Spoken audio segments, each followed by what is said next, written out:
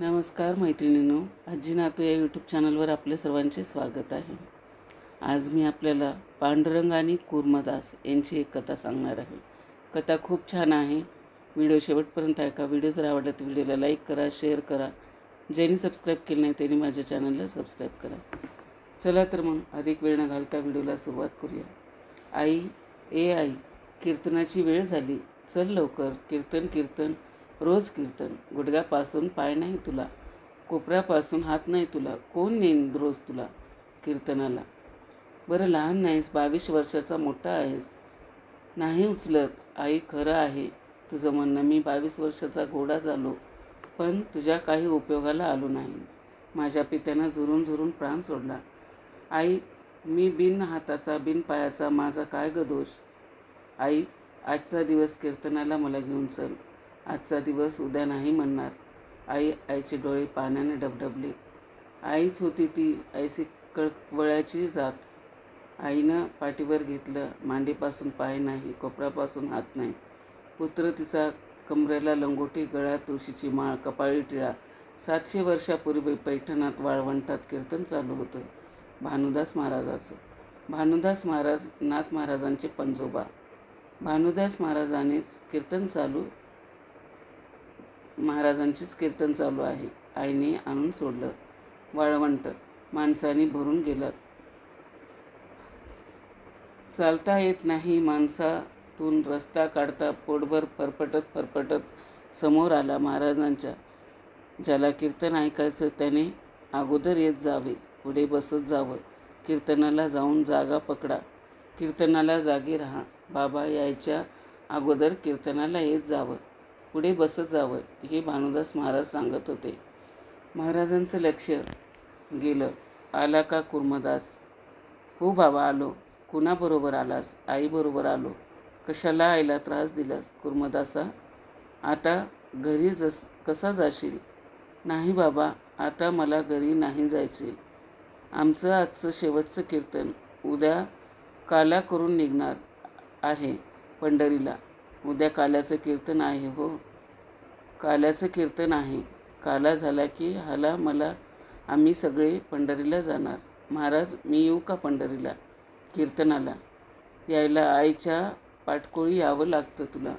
तुला कोण नेईल हे रे पंढरीला एवढा लांब? महाराज, तुम्ही फक्त हो म्हणा. तुम्ही मनापासून हो म्हणा. मी येतो का नाही पंढरीला? तुम्ही हो म्हणा महाराज. महाराज विनोदाने म्हणाले, हो ये. वारकरी झोपलेले पाहिले आणि हे उठले. गोदावरीचे स्नान केलं. फरफटत लोटांगण घालत पंढरीचा रस्ता धरला. तांबडं फुटलं. लोक उठू लागले. जाणाऱ्यास येणाऱ्याला विचारू लागले, अहो महाराज, पंढरीचा रस्ता कोणता हो? पुढं जा. मग पुढं विचार. सकाळी 10 वाजेपर्यंत त्यानं बीड गाठलं. वेशीवर हनुमंताच्या मंदिरात गेला. मोठ्यानं ओरडू लागला, ऐका हो ऐका, भानुदास महाराजांची दिंडी पंढरीच्या वाटेवर आहे हो. कोणी कालवण आणावे, कोणी भाकरी आणाव्या. भानुदास महाराजांची दिंडी आली तोपर्यंत खाण्यापिण्याची सोय केली. बिना हातापायाचा कूर्मदासाला भानुदास महाराजांनी विचारलं, कूर्मदास, कसा आलास रे? तुमच्या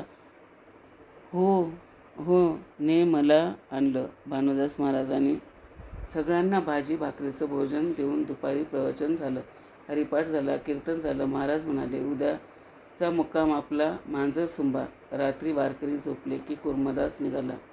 खरकडत मांजरसुंबा गाठला. तिथेही त्याने हांकारा केला. तिथेही भोजनाची व्यवस्था केली. एक मुक्काम मागं पाडू लागला. येरमाळा, बार्शी असं करत बार्शीच्या पुढे लहुळ एक गाव आहे. कुरडूवाडीच्या पुढे जे गाव, त्या लुहुळ गावात हांकारा दिला. दिंडी मागून आली. महाराजांचं प्रवचन झालं. भानुदासाजवळ महाराज आले. कूर्मदासा, आता एकच मुक्काम राहिला. नाही महाराज, नाही येऊ शकणार आता मी. इतक्या लांब आला आणि एक मुक्कामासाठी येणार नाही म्हणतोस? नाही महाराज. का? पालता होता तो उताना झाला. सगळं पोट सोलून निघालेलं. प्रचंड जखमा झालेल्या. रक्त वाहत होतं. जखमात खडे रुतले होते. कूर्मदास थकून गेला होता. बोलण्याचं त्राण राहिलं नव्हतं. निघाल्यापासून पोटात अन्न नाही. सगळ्या नाही. सगळ्यासाठी अन्न गोळा केलं, पण स्वतःच्या पोटात अन्नाचा कण नाही का? मलमूत्र कोण धुईल माझं? घरी आई धुवत होती, इथं कोण धुईल? म्हणून अन्न पाणी सोडलं. त्यानं भानुदासाचे डोळे डबडबले. कुर्मदासा, काय केलं हे महाराज? घरी राहून काय केलं असतं? निदान पंढरीच्या वाटेवर आलो तरी. आपण एकच करा, उद्या पंढरपूरला गेल्यावर पांडुरंगाला 2दा नमस्कार करा.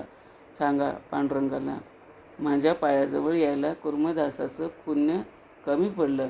या जन्मात नाही पाहता आले चरण. पांडुरंगाला एवढा निरोप सांगा. भानुदासाचे पाय जड झाले. तसेच पंढरीला आले. चंद्रभागेचं स्नान केलं. पांडुरंगाच्या दर्शनाकरता बारीला उभा राहिले. भानुदासाने पांडुरंगाकडे पाहिलं. पांडुरंगाने भानुदासाकडे पाहिले. अंतःकरणातलं चिंतन तिथपर्यंत पोहोचलं. पांडुरंग रुक्मिणी मातेला म्हणाले, लक्ष राहू दे वारीवर, लहुळला जाऊन येतो. पांडुरंगाने गरुडाला आज्ञा केली. पांडुरंग कुर्मदासाजवळ आले. त्याचं शिरकमळ आपल्या मांडीवर घेतलं. कुर्मदासाला शुद्ध आली. त्याने वर पाहिलं. भगवंताचं रूप दिसलं. कुर्मदासा, आलो मी तुझ्यासाठी. भगवंता, माझ्यासाठी इथपर्यंत आला? माझ्यासाठी हीच पंढरी.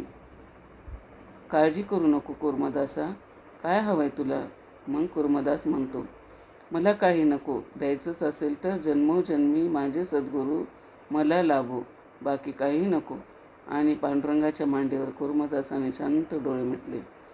अशी ही 700 वर्षापूर्वी घडलेली संत कथा आजही आपल्याला मार्गदर्शक ठरते आणि मोठा संदेश देते.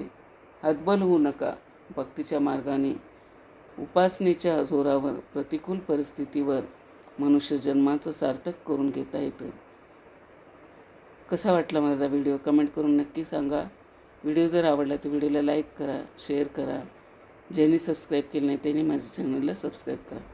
शेवटपर्यंत माझा व्हिडिओ ऐकलात त्याबद्दल आपल्या सर्वांचे मनापासून आभार.